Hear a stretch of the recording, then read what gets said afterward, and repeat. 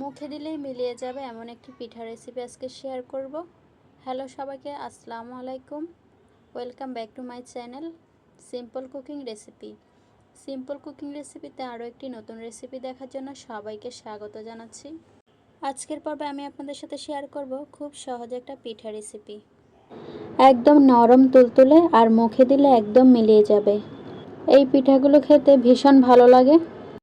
খুবই অল্প সময়ের মধ্যে এই পিঠাটা তৈরি করে নেওয়া যায়। একবার তৈরি করলে বারবার তৈরি করতে ইচ্ছে করবে। এই পিঠাটা এতটাই মজা হয় খেতে। তো কথা না বাড়িয়ে চলে যায় মূল রেসিপিতে। পিঠা তৈরির জন্য সর্বপ্রথম আমি একটি মিক্সিং বলে 1 কাপ পরিমাণ চালের গুঁড়া দিয়ে দিলাম। এখানে কিন্তু আমি শুকনো চালের গুঁড়োটা নিয়েছি। তারপর এখানে আমি অ্যাড করছি স্বাদ মতো লবণ আর দিয়ে দিলাম 1 চামচ ঘি। ঘিটা দিলে ফ্লেভারটা খুব ভালো আসে। ঘিটা দেওয়ার পর চালের গুঁড়োর সাথে ঘিটা আমি খুব ভালো করে হাত দিয়ে মিশিয়ে নেব। এইভাবে চালের গুঁড়োর সাথে ঘিটাকে খুব ভালো করে মিশিয়ে নেবেন। আপনারা অবশ্যই চেষ্টা করবেন ঘিটা দেওয়ার জন্য। ঘিটা খুব ভালো করে চালের গুঁড়োর সাথে আমি মিশিয়ে নিয়েছি। আগে থেকে ফুটন্ত গরম পানি করে রেখেছি। এখানে কিন্তু একদম ফুটন্ত গরম পানি ব্যবহার করতে হবে। অল্প অল্প গরম পানি দিয়ে চামচ দিয়ে এইভাবে মিশিয়ে নেব। পানিটা একসাথে কোনো মতে দেবেন না, তাহলে কিন্তু এটা পাতলা হয়ে যাবে। অল্প অল্প পানি দিয়ে এই ডোটা তৈরি করে নিতে হবে। ডোটা কিন্তু এরকম হবে, খুব বেশি নরম না আবার খুব বেশি শক্তও না। ডোটা তৈরি করে ঢাকনা দিয়ে ঢেকে দেব 10 মিনিটের জন্য। এই পিঠাগুলো খুবই অল্প সময়ের মধ্যে হয়ে যায়। একদম একটা মসৃণ ডো কিন্তু হয়ে গেছে। তারপর আমি একটা ছোট লেচি কেটে নিয়েছি। এ পর্যায়ে আমি হাতের তালুর সাহায্যে রাউন্ড শেপ করে তৈরি করে নেব পিঠাগুলা। আপনারা আপনাদের পছন্দ অনুযায়ী পিঠার শেপগুলো দিতে পারেন। আমি কিন্তু এরকম ছোট ছোট রাউন্ড শেপ করে নিতেছি।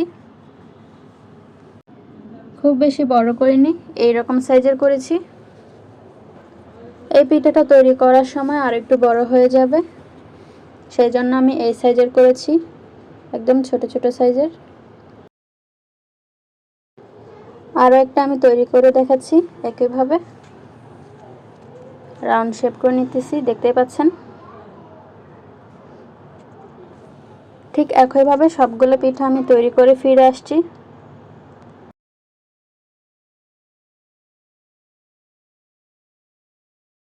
তো দেখতেই পাচ্ছেন একইভাবে আমি সবগুলো পিঠা তৈরি করে নিয়েছি। এখন আমি চুলায় একটি ফ্রাই প্যান বসিয়ে দিলাম। ফ্রাই প্যানে দিয়ে দিলাম 3 কাপ পরিমাণ পানি। 3 কাপ পানি দিয়ে পানিটাকে একটু ফুটিয়ে নেব। পানিটা কিন্তু ফুটে গেছে। এ পর্যায়ে আমি পিঠাগুলো দিয়ে দেব। পানিটা ফুটে উঠলেই কিন্তু পিঠাগুলো দিয়ে দিতে হবে। পিঠাগুলো দিয়ে চুলাটা একটু বাড়িয়ে দেবেন। সমস্ত পিঠা আমি দিয়ে দিলাম। চুলার আঁচটা কিন্তু বাড়িয়ে পিঠাগুলো তৈরি করে নিতে হবে। 5 মিনিট চুলার আঁচটা বাড়িয়ে পিঠাগুলো তৈরি করে নিতে হবে। পিঠাগুলোর সাইজগুলো কিন্তু একদম একই হয়েছে। 5 মিনিট পর পিঠাগুলো দেখুন ফুলে বড় হয়ে গেছে। পিঠাগুলো হালকা করে নেড়ে দিতে হবে। তারপর 2 মিনিট লো হিটে রেখে দেব। 5 মিনিট হাই হিটে আর 2 মিনিট লো হিটে।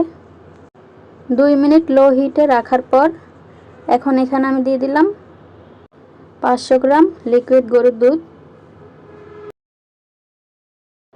দুধটা কিন্তু আমি আগে থেকে জাল করে রেখেছিলাম।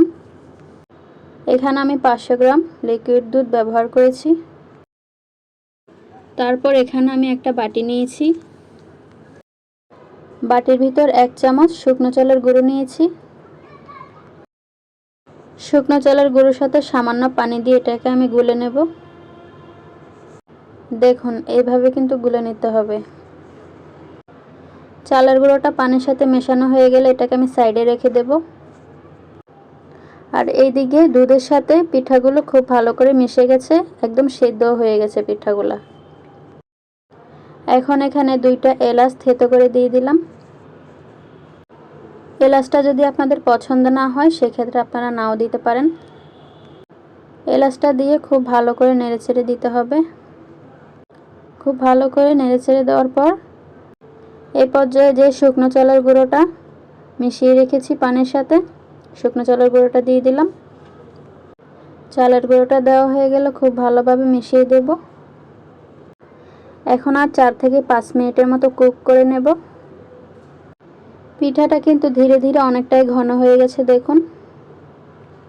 আপনারা কিন্তু মনে করে অবশ্যই 1 চামচ শুকনো চালের গুঁড়ো পানিতে মিশিয়ে দিবেন, তাহলে কিন্তু এই পিঠাটা অনেকটাই ঘন হবে। এখন এই পর্যায়ে দিয়ে দিলাম হাফ কাপ চিনি। 1 কাপ চালের গুঁড়ার জন্য হাফ কাপ চিনি দিয়েছি এখানে। আপনারা যতটুকু মিষ্টি খান ওই পরিমাণ অনুযায়ী চিনিটা ব্যবহার করতে পারেন। পিঠাগুলো কিন্তু একদম রেডি হয়ে গেছে। এখন আমি চুলাটা বন্ধ করে 5 মিনিটের জন্য রেখে দেব। পিঠাগুলো এখন আমি সার্ভ করে দেখিয়ে দিচ্ছি এটা কেমন হয়েছে। দেখতেই পাচ্ছেন আমি এখানে সার্ভ করে নিচ্ছি, আর দেখে বোঝা যাচ্ছে এটা খেতে কতটা মজা হবে। আসলে এটা খেতে অনেক বেশি মজা হয়েছিল। আপনাদের যখনই পিঠা খেতে ইচ্ছে করবে ঝটপট এইভাবে তৈরি করে নিতে পারেন। খুবই সহজভাবে দেখিয়েছি। খুবই কম সময়ের মধ্যে এই পিঠাগুলো তৈরি করা যায়। আর এই পিঠাগুলো এতটাই নরম হয় যে মুখে দিলে একদম মিলিয়ে যায়। চাইলে আমার এই পিঠা রেসিপি দেখে আপনারাও বাড়িতে ট্রাই করতে পারেন। ট্রাই করে আমাকে কমেন্ট করে জানাতে পারেন কেমন হয়েছে খেতে। এইরকম আরও নিত্য নতুন সহজ রেসিপি পেতে আমার চ্যানেলটিকে সাবস্ক্রাইব করে পাশে থাকা বেল আইকন ক্লিক করে অল অপশন সিলেক্ট করে রাখতে পারেন। দেখা হচ্ছে পরবর্তী কোনো রেসিপিতে। এ পর্যন্ত সবাই ভালো থাকুন, সুস্থ থাকুন। সবার সুস্থতা কামনা করছি। আল্লাহ হাফেজ।